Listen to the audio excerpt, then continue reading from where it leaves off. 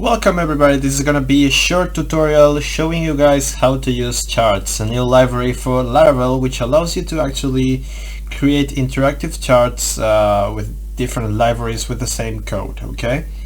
This is pretty useful for people developing like dashboards and whatever kind of data driver they are using, you know, so if you want to output some data and you like fancy graphics and stuff like that, simply you can use this library to get shit done, okay? Now the first thing we have to do is simply navigate to the GitHub page where we have our documentation. As you can see here, there's a full list of graphics and libraries we can use. So for example, if we want to use the Google library and generate the line chart, it's possible, okay? We have different libraries, just choose the one you like and then choose the type of graphic you want, okay? To do this, simply need to download the package using Composer. So in our case, we are gonna require the package in our Laravel installation. This is a new installation from Laravel 5.3. So you can use your own, but I'm gonna be using this one, okay? It's the freshest installation, nothing has been done yet. The only thing I've did in this installation is migrate the database, default database migrations, and then actually create a new user, okay? So for example, this is my Laravel project. As you can see, I got the login page with my email here. I've already done this, so that's the reason, and I can now log in inside, okay? Now this is where we will be actually outputting our graphic, okay? It's gonna generate nice metrics for the user to see.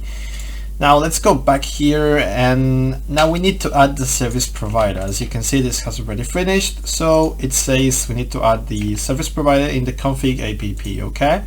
Let's go here to the config app file. Let's go down a bit. You can see providers here, and simply add the provider here. Now it tells us to add the alias as well to use the package really easily. So let's add the package as well, the alias I mean. So as you can see, alias here, we add this file. Alright, now we need to actually publish the assets. That's real simple. Simply just do this. I will do a force, although it's not necessary to. I'll simply recommend using without force. I use force because I was testing latest builds in here, but anyway, just copy and paste this code and that's okay. And now we need to do the same for the assets, okay? This will take a bit more, but it's okay, it's really fast. And after this is done, it tells us the default configuration can be found right here. As you can see, there's a nice looking array with the default configuration for every chart, okay? Now, basically you need to, let's say you want to create a chart, okay? The first thing you have to do is simply go to a controller. In this example, I'm going to be using the default controller for the home root, which is inside the controllers and home controller, okay? It's this function right here. Now the first thing we need to do is simply use charts, okay? Now if we have charts imported, we need to create a new chart here, which is going to be a charts new, and then you have to specify two optional parameters, which is the type, for example line chart, and the library you want to output it from, for example high charts, okay? Now you need to specify some data to create this chart. For example, you can use method chaining, so it's okay to just do this, and then set title, for example, and you can say my website users, for example, and then like set labels to, that's an array, okay? And it needs to be, for example, from Spain. We have also France, for example. We have I don't know, whatever, UK. I mean, you can actually specify, for example, Russia. That will look better on the map. UK I actually think is GB anyway, but anyway, we have to specify different kind of labels. It doesn't need to be this kind of country codes. I am just using country codes to show you guys how to output geographical charts later on. Okay, so you could, for example, say Monday, so many users, you know. But in my case, I'm just going to output the amount of users per country in these 3 countries. Okay. Now let's go on with the set values, which is going to be an array as well. For example, from Spain 100 users, from France 200, or maybe like, I don't know, 15, and from Russia 25. Okay. And then you can actually set the element label, which is like the total users that we will have in our site. Okay. Now when this is done, you pretty much have everything you need for the graphic to be shown. Okay, so you can simply pass this parameter to the view. So let's say chart is the chart here, and then we need to go to the view and set up some things. Okay, first thing we need to do is go to the resources views, and then we have this home view, which is where we will output my chart. Okay, so simply using the blade syntax, simply use chart render. Okay, this will render the chart inside the page. But previously we need to add the inside our layout, we need to add something first, which is the assets for the charts. So simply charts assets, and sorry, that's my cat. And then you can actually output the chart assets for the application. Now, as you can see, if you go back here and refresh the page, you're gonna see a nice looking chart with total Spanish users, France users, and Russian users. Obviously, this is not very good for type of line charts, because it's like not, I mean, it doesn't show any progress at all. It's just showing the amount of users per country in this case. So basically, if you want to change the chart, let's for example go back here and say instead of a line chart, we want a pie chart. Now if we refresh the page, we're going to see a nice looking chart saying how many users are from Spain, how many from France, how many from Russia. As you can see, we didn't even change the values or the labels at all, and we can see a nice percentage here, for example, from this library. Let's say instead we want a donut, which is somehow the same thing but a bit different, as you can see. Let's say we want, I don't know which ones are available, let's check it out. We got a nice looking list here, so we are working with High Charts library. We got, for example, the area as well. So let's say area here, and you can see, which is like the line chart but with a bit of area beneath it. And then we got the bar chart here. Let's check it out, the var, and you're gonna see a nice looking bar chart here with the same data. Okay, and for the last, we're gonna see the geographical chart, which is the most accurate for this kind of charts, which is it's gonna output a nice looking world map with the amount of users in Spain, in France, and Russia. Okay, as you can see, the colors are different depending on the amount of users in that section. Okay, so it's pretty good. Now we can also specify the colors we want to use. So for example, we set a new thing here and say set colors in an array as well. We can say, okay, go from, I don't know, I will look for some colors, some good colors. Let's go, I think Materialize got a nice palette of colors here. I'm gonna change this to English so you can understand. And you have a nice palette here. So let's say we want to use like the red colors, or maybe like another one, like a blue one, yeah, or teal maybe is the best. So that's the least amount here. So basically you set this up here, and you set the second parameter again, like the strongest one, for example, yeah, that one.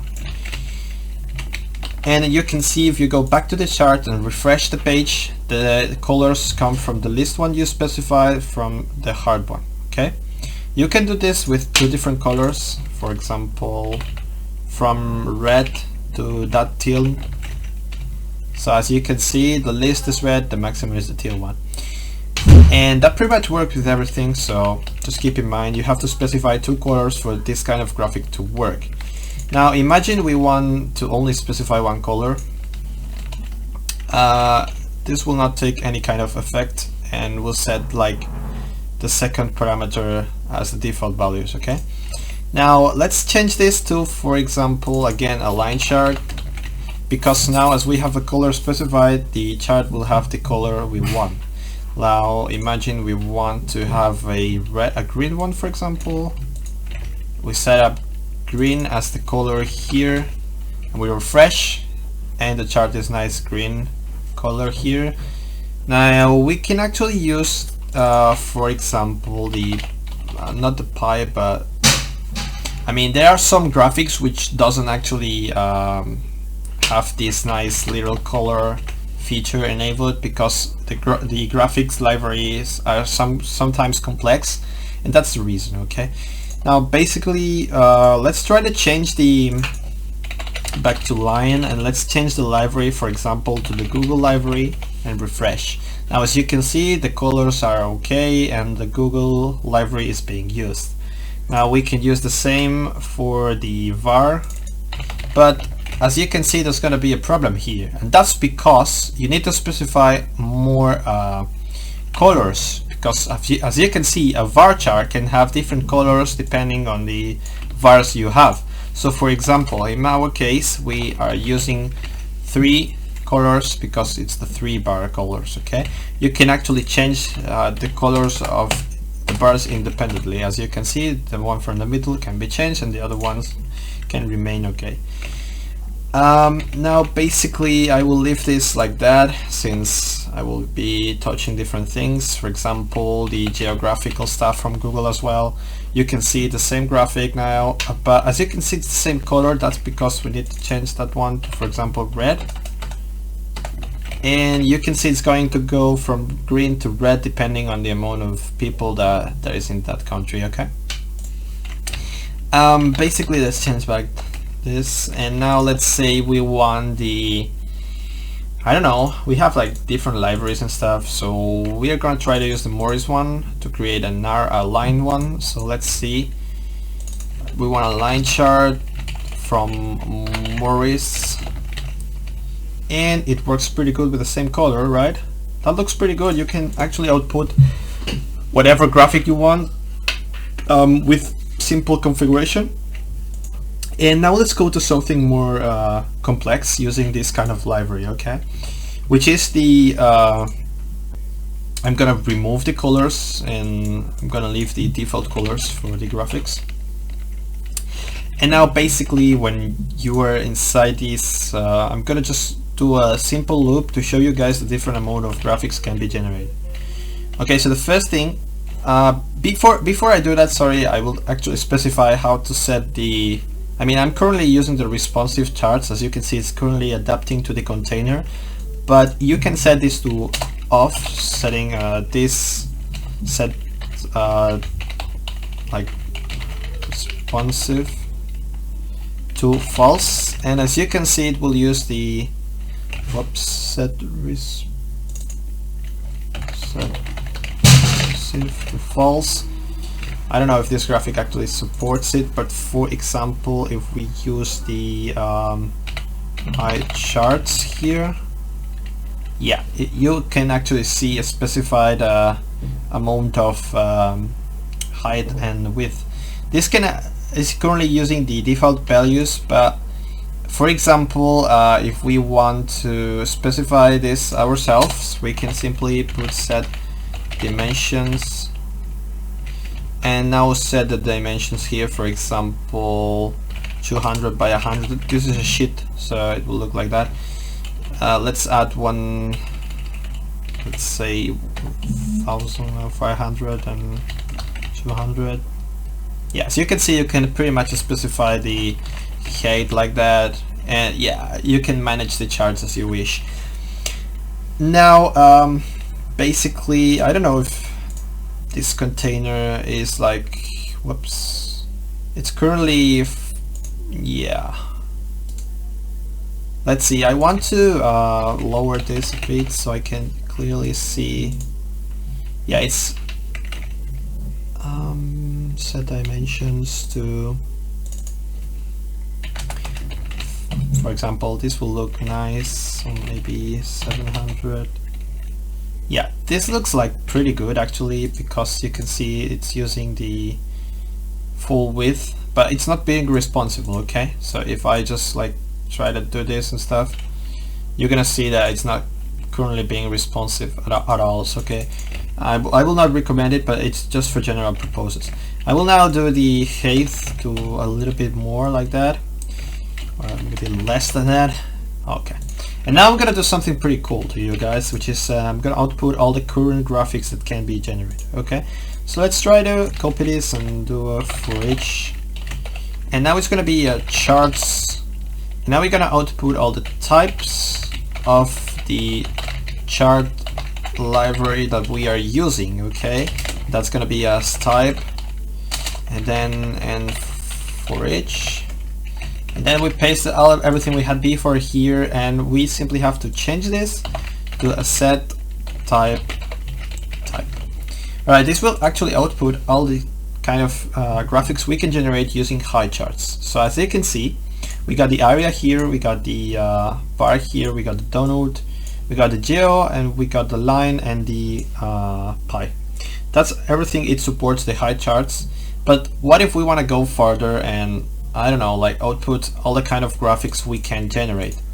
Well, that's possible, of course, because you can actually use another for each here and say charts libraries. Now this will return an array of all the libraries we can use, and as you can see, for each here, and we paste it inside.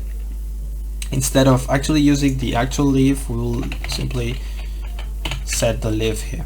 And now instead of setting the type, we need to set library as well, so that will be the library. Let's see what it outputs. It's gonna output a lot of stuff, but that's normal, okay? I mean, let's see, we got these chartist now charts, we got nice looking chartist with the same data, we got the chart.js graphics here, again we got the fusion charts here. Fusion charts is pretty good because you can rotate it sometimes, and you got the pies as well, you got the area from Google, that's Google as well, that's Google as well, Google again, holy shit, there are so many things from Google. Alright, now high charts as well, which we shown before, and then Morris, which is the latest one. Okay, so as you can see, that's 31, I think, different graphics generated with the same data. You didn't even need to specify any other thing, as you can see.